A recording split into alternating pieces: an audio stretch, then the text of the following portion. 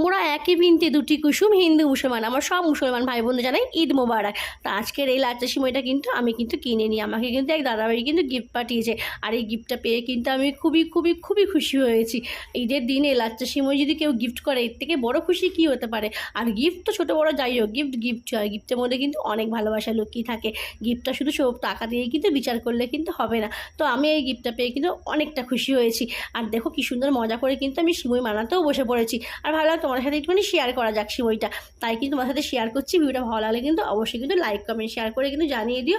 আর এই দেখো আমার কিন্তু অলমোস্ট রেডি হয়ে গেছে, সিমইটাও দিয়ে দিয়েছি। এবারে গার্নিশিংয়ের জন্য একটুখানি আমি কাজু বাদাম আর ঘি দিয়ে কিন্তু সিমইটা নামিয়ে ফেলবো। সিমই গ্যাসটা আমি অফ করে দিয়েছি, কিন্তু দুধটা ঠান্ডা করে কিন্তু সিমইটা আমি দিয়েছি। এরপর টেস্ট করার পালা।